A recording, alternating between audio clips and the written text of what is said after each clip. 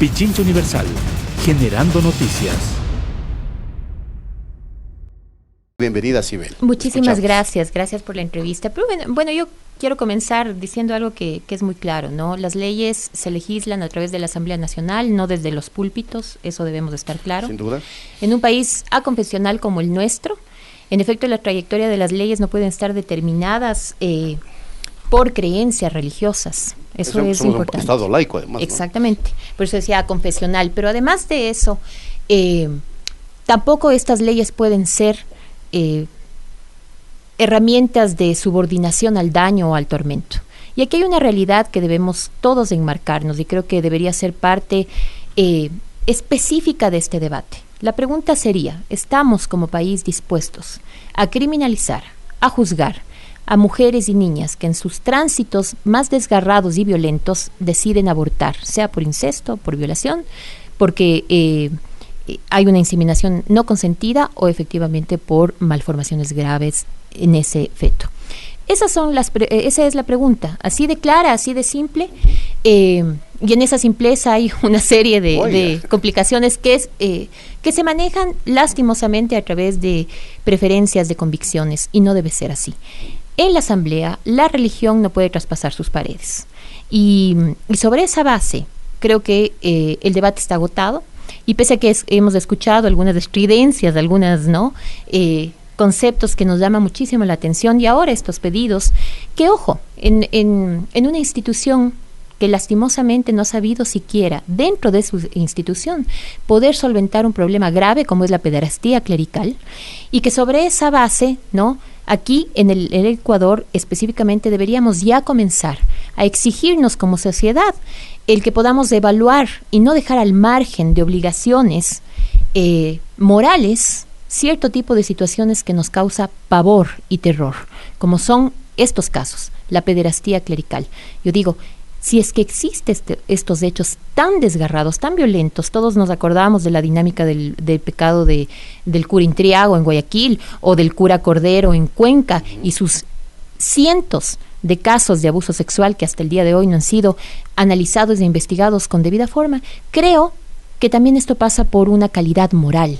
Yo no estaría aquí opinando de este tema si sería la primera en maltratar a los niños, por ejemplo, o de violentarlos. Creo que eso es importante también analizar. No estamos diciendo que no tienen derecho a opinar, pero también creo que esa opinión debe pasar también por ellos mismos, para analizar si estructuralmente, institucionalmente, ellos han permitido, ¿no?, cosas pavorosas como es la pederastía clerical. Ahora, los sectores denominados pro vida, que defienden, como dice la Iglesia, la vida del concebido y de la madre gestante, también han puesto, y permítame coloquialmente decirlo, ¿no?, el grito en el cielo por lo que se va a aprobar en la Asamblea Nacional el próximo miércoles. No sabemos si se va a aprobar o no, pero se presume que sí, porque ya al parecer hay niveles de conciencia elevados de cierto sector legislativo que dice, bueno, demos el paso adelante, avancemos en la legislación que ya se ha hecho en otros países de Latinoamérica y del mundo. Pero estos grupos pro vida, no le quepa duda, Sibel, que van a reaccionar y van a organizar marchas como ya las hemos tenido que observar en el país. No, ¿Qué hacer ante aquello? Por supuesto que tienen sí. Derecho a y tienen derecho, exactamente. Pero el problema es cómo se maneja a nivel mediático y cómo influye en la conciencia. Y yo creo que también el problema está en reconocer que esto no se trata de un referéndum moral. Aquí no es, y nunca tuvo que ser un referéndum moral para, como se nos hizo creer, para polarizarnos como sociedad. Exactamente. Este tema en particular, y vuelvo a repetir, es si estamos como país dispuestos, ¿no?, o vamos a seguir denegándoles y impidiendo que las mujeres y niñas en experiencias límites no puedan acceder o no puedan decidir en temas de reparación y cuidado, y autocuidado sería en este tema. Decisiones que son inexorablemente decisiones de ellas, ¿no es cierto?, en sus tránsitos más violentos y desgarrados. Es increíble pensar que en una situación límite como es la violencia sexual, en caso de niñas, porque además, permítame decirle, este caso en particular, el de la violencia sexual, el de la violación, es lastimosamente y amargamente un tema de niñas. En este país, a las niñas, de 10 víctimas de violación, 7 son niñas. El 80% de esas niñas viven violencia de manos de personas que ellas conocen, confían y quieren. Si es que es así, yo me pregunto, estas niñas, ¿cómo se construyen? ¿Desde dónde se afirman? Si además de ya es suficientemente desgarrador y destructivo el vivir una violencia, ¿no? Toma tiempos, y si no es toda la vida, que ellas vuelvan a sentir sus cuerpos como suyos. Y si adicional a esto les obligamos, ¿no? O ponemos una cruz en espaldas mínimas para que paran de violador, yo creo que estamos siendo tremendamente perversos en este país. Y ahí es el cuestionamiento. En un acto de empatía, diría yo, es hora, quizá no nos es muy fácil, pero sí es hora de ponernos en los zapatos de estas niñas, que quizá muchos de los asambleístas jamás conocerán. Pero es importante ponerle a ese número, a estas cifras desgarradoras, un cuerpo, de manera que no podamos, de alguna manera, separar de nuestra retina aquellas niñas que conocemos y que queremos, de las que tal vez no conocemos, pero están allí y necesitan protección. Creo que esa sería el mejor ejercicio de humanidad que este país podría hacer, porque si algo tiene que hacer este país es humanizar su conducta, al margen de todas estas definiciones de organismos internacionales, de expertos internacionales. Aquí hay una cruda realidad: la violencia de niñas, ¿no? Y sus evocaciones, muchas veces de uno o varios asaltos en su vida, necesitan de una respuesta digna e incondicional. Esa es la pregunta. Frente a esa situación, creo que no debería haber debate. Y por supuesto no deberían existir, si todos concurrimos por nuestras niñas, no deberíamos empujarlas, sino acogerlas. Pero saldrán a decir que el niño concebido también tiene derecho a la vida. Y ahí está el gran debate que ya a veces tiene revetes técnicos, y que toca debatirlos desde ese punto de vista, y científicos inclusive. Y los hemos debatido. Sí, sí. Y pero no es un tema... no hay la comprensión todavía. La sociedad creo que en alguna medida está preparándose, ¿no? Pero hay que dar respuestas desde los organismos como la Asamblea para que la sociedad comience a inteligenciarse. ¿Qué pasa cuando en la Asamblea el debate es mínimo? Ajá. Esa es otra situación. Ese es otro ¿no es cierto? problema, claro. Yo creo que los debates, y para no haber llegado a esta situación entre que la sociedad decide qué es bueno o qué es malo, porque no, al margen de esa situación, bueno, pues para eso está la Asamblea. Y los asambleístas tienen la obligación moral, ética, pero además legal, de inteligenciarse supremamente sobre lo que están tratando y no anteponer sus convicciones, sus creencias, sus preferencias en un tema que es además una situación o un problema social supremamente grave. Muy grave. ¿No? Las niñas de este país, las mujeres de este país, verse obligadas, ¿no? O ser criminalizadas por el hecho de decidir interrumpir un embarazo en una experiencia límite, creo que dice mucho de nosotros, ¿no? Hablamos de, además, infancias desprotegidas, décadas de infancias desprotegidas, porque si algo no hemos hecho en este país es protegerles, pero esa protección no debe ir y no debe mezclarse, que es otra cosa que se dice todo el tiempo, ¿no?